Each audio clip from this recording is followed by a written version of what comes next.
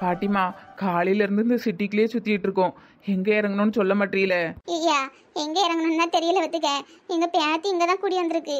எங்க பேத்திக்கு போன் போட்டா போன் எடுக்கல. அப்ப இப்ப என்ன பண்றது பாட்டிமா? அதான் எங்களுக்கும் தெரியல. அவங்க இருக்க இடத்துக்கு வேற ஏதாவது அடையாளம் அப்படி ஏதாவது தெரியுமா பாட்டிமா? அதுவா, தனியா தான் இருக்கும் அந்த வீடு அப்படின்னா.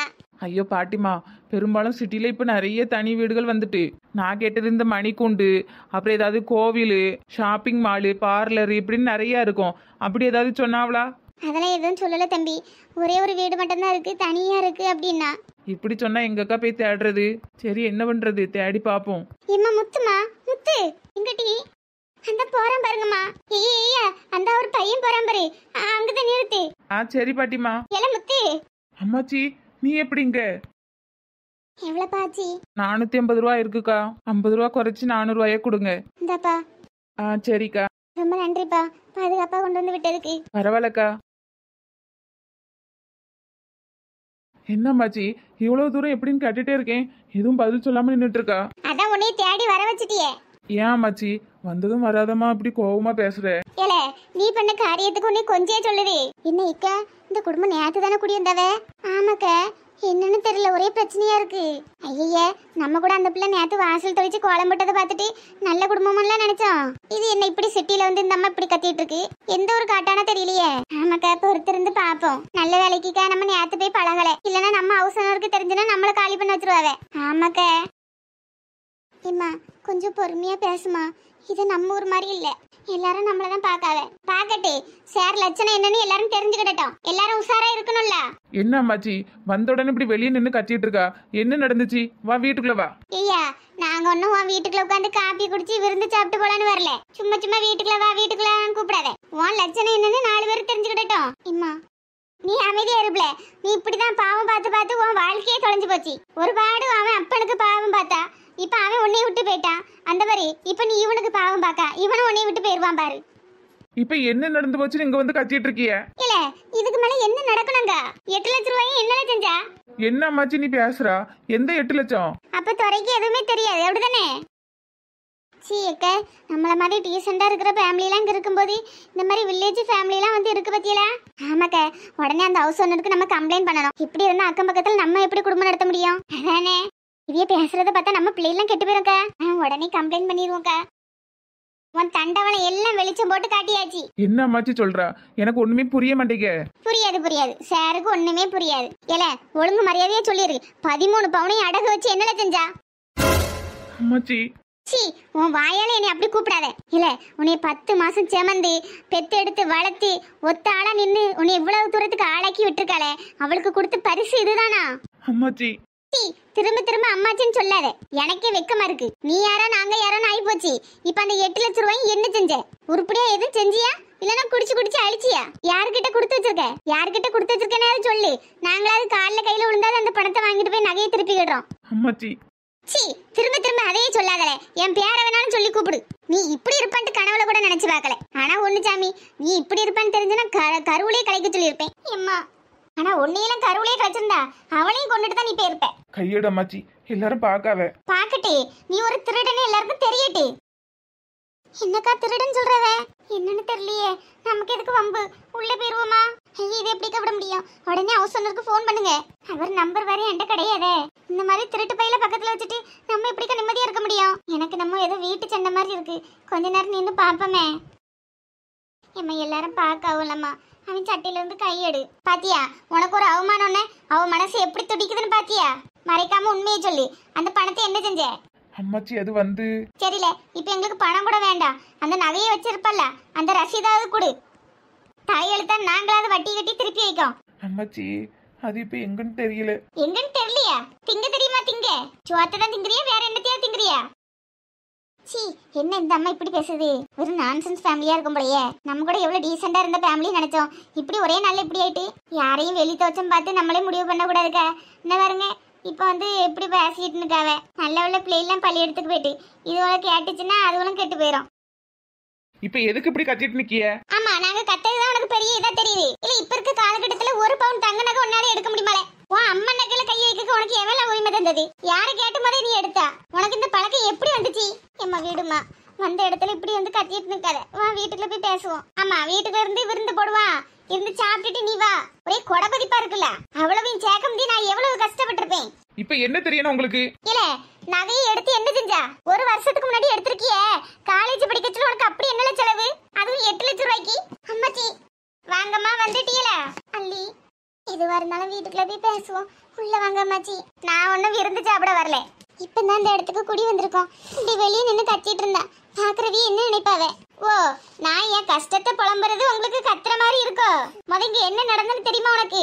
எனக்கு எல்லாம் தெரியும் அம்மாச்சி. என்னம்மா சொல்ற? வீட்டுக்கு போயிட்டு தான் வரேன். அத்தையும் பூரணியும் சொன்னாவே என்ன நடந்துன்னு. சொல்லியாச்சா? அப்ப சொல்லு. 2 பேருக்கும் என்ன பதில் சொல்லணும் இருக்கோ சொல்லு. நான் என்ன அம்மாச்சி பதில் சொல்லணும்? இல்ல காலேஜ் படிக்கச்சுலே காதலிச்சாவன் நீ. அப்ப அவன் துட்டு எடுத்து என்ன பண்ணினான்னு உனக்கும் தெரியும். அம்மாச்சி சத்தியமா மாமே என்ன பண்ணான்னு எனக்கு தெரியாது. மாமே பொல்லாத மாமே. இவனை தலையில தூக்கி வச்சு கொண்டாட போய் தானே இவன் எல்லார் தலையிலயும் மிளகா அரைக்கான். ஒழுங்கு மரியாதை நீ தள்ளி கள்ளி. இது எனக்கும் அவனுக்கும் உள்ள பிரச்சனை. அல்லி நீ உள்ள போனா பாத்துக்கிட்டேன். என்னது உள்ள போணுமா? அப்படி என்னத்தை பார்க்க போறிய? நான் தெரியாமதா கேக்கேன். அப்படி 13 நகையும் வச்சு 8 லட்சம் ரூபாய் வாங்கி என்னதான் பண்ணிய? பண்ண தப்புக்கெல்லாம் தண்டனை நான் அனுபவிக்கிறேன். ஒரு வருஷத்துக்கு முன்னாடி எடுத்துட்டான். எடுத்து வாங்கிட்டு தான் கொடுத்துருப்பான். என்ன பண்ணாலும் எல்லாரும் என்னை கேள்வி கேக்குறாவ. வீட்டுக்குள்ள போக கூட நாதி இல்ல. சொல்ல போனா நீ வீட்டுக்கே விடல. நீங்களே சொல்லுங்க, அந்த வீட்டுல எனக்கு உரிமை இருக்கா இல்லையா? என்னோட சர்டிபிகேட் எடுக்க போறது கூட எனக்கு உரிமை இல்ல. என்ன சொல்லி யார் உன்னை வீட்டுக்குள்ள போக கூடாதுன்னு சொன்னது? தயவு செஞ்சு எனக்கு என் புருஷனுக்கு நடுவுல யாரும் தலையிடாதீங்க. சொல்லுங்க. உங்களை பெத்தவிலும் வளர்த்தவிலும் கேட்கவில்ல. அந்த 8 லட்சத்தை என்ன செஞ்சிய? என்கிட்ட கொடுத்து வச்சிருக்கீங்களா? சொல்லுங்க. என்கிட்ட கொடுத்து வச்சிருக்கீங்களா?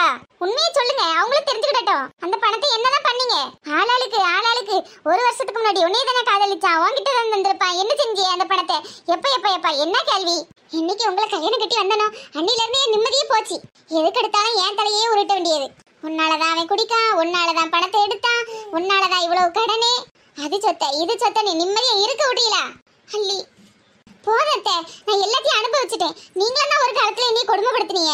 எல்லாம் பட்டு திருந்துதான் வந்து நிக்கேன். இப்ப 10வது குறைக்கு 8 லட்சம் ரூபாயும் ஓண்ட தான் தந்து வச்சிருப்பாங்கிற ஒரு பழி வேற. வீட்டுக்குள்ள கால் எடுத்து வைக்க கூட நிம்மதி இல்ல. 8 லட்சத்தையும் என்ன பண்ணான்னு கேட்காவ. 8 லட்சத்தையும் என்கிட்ட தந்தா நான் ஏன் எப்படி இருக்க போறேன்? சொல்லுங்க மாமா, என்னதான் பண்ணீங்க? மாமாவா? சீ, உங்களை என்னமா அப்படி கூப்பிட கூட எனக்கு மனசு வரல. அந்த 8 லட்சத்தை என்ன பண்ணீங்கன்னு உங்க பெத்தவங்கட்டையும் வளர்த்தவங்கட்டையும் சொல்லுங்க. இல்ல என்ன அவதான் கேட்கல. மூஞ்ச பாரு, அப்படியே கொஞ்சமாவது குச்சி உணர்ச்சி இருக்கா? ஒரே திமிருதான். ஆமா, நான் திமிரா இருக்கேன். நீங்க பாத்தியலோ? இல்ல நீ திமிரா இரு, இல்லனா இல்லாட்டி போ. எங்களுக்கு ஒண்ணும் பிரச்சனை இல்ல. நகையை எடுத்து என்ன பண்ண அத சொல்லு. அம்மாச்சி அது வந்து என்னல இவ்வளவு நேரம் எதிர்த்துக்கிட்டு வந்தா இப்ப அப்படியே பம்முறா? என்னாலலாம் இதுக்கு மேல உங்ககிட்ட குப்பு கட்ட முடியாதுப்பா. கல்யாணம் முடிஞ்சு முழுசா 1 வருஷம் ஆகல. அதுக்குள்ள இத்தனை பிரச்சனை. வாங்க கூடாத பேர்லாம் வாங்கிட்டேன். தயவு செஞ்சு நீ விட்டுருங்க. பிறந்த இடத்துலயும் கஷ்டம்தான், மாலை வந்த இடத்துலயும் கஷ்டம்தான். கொஞ்சம் கூட நிம்மதியே இல்ல. அல்லி எதுக்கு இப்படி எல்லாம் பேசுறா? நீங்க தான் பேச வச்சிட்டீங்க. நான் அந்த பணத்தை என்ன பண்ணேன்னு சொல்றேம்மா. அதுக்குன்னு இப்படி எல்லாம் பேசாத. உங்க அம்மா நகை நீங்க எடுத்து அடகு வச்சியே 8 லட்சத்தை நீங்க என்ன பண்ணீங்களோ அது எனக்கு தெரியாது. ஆனா நீங்க எடுத்ததுக்கு தண்டனை எல்லாம் நான் தான் அனுபவிச்சுட்டு இருக்கேன். இதுக்கு மேல சத்தியமா என்னால முடியாது. உங்களுக்கு எனக்கு இனி எந்த தொடர்பும் இல்ல. அல்லி என்ன சொல்ற? நான் உண்மையை தான் சொல்றேன். இதுக்கு மேல நீங்க தெரிஞ்சவங்கன்னு எனக்கு நம்பிக்கை இல்ல. தயவு செஞ்சு நீ விட்டுருங்க. அந்த பிள்ளை நல்ல பிள்ளைதாக்க, பையன் தான் சரியில்லை போல. ஆமா, அதான் அந்த பிள்ளையை நேற்று பார்க்கச்சுலே முக லட்சணமா இருந்து நல்ல பிள்ளை மாதிரி தான் இருந்து. பையன் தான் சரியில்லை போல. அத்தியலக்கா ஆம்பளையாலும் சரியா அமையலன்னா குடும்பமே நாசமா போச்சு. ஆமா அது உண்மைதான். அல்லி அவன் செஞ்ச தப்புக்கு நீ ஏமா தண்டனை அனுபவிக்கணும்? நீ எதுக்குமா இந்த மாதிரி எல்லாம் பேசுற? இல்லத்த இதுதான் சரியா இருக்கும். இப்ப கூட பாருங்க, வீட்டுக்கு அட்வான்ஸ் கொடுக்கணும், தாலி செயின்டான்னு ஒரே 2 நாளா கரைச்சல். நானும் அத்தை இவ்வளவு பெரிய வீடு பார்க்க சொன்னேன். இப்ப என்னால முடிஞ்ச பணம் நான் வீட்டுக்கு அட்வான்ஸ் கொடுக்கறதுக்கு கொண்டு வந்திருக்கேன். நானும் அவர் இன்னைக்கு திருந்திருவாரு, நாளைக்கு திருந்திருவாரு நானும் பார்த்துட்டு தான் இருக்கேன். திருந்தின பாடு இல்ல. தெரியாம உங்களை காதலிச்சு கல்யாணம் பண்ணிட்டேன். எதுக்கு அல்லி இப்படி பேசுறா? பிறகு அவ எப்படில பேசுவா? அவ வாழ்க்கையை நாசமாக்கிட்டியா? உன் அப்பம் புத்தி தானே உனக்கும் வரும். அம்மாச்சி தேவையில்லாத வார்த்தை பேசாத. இப்ப சொல்லு.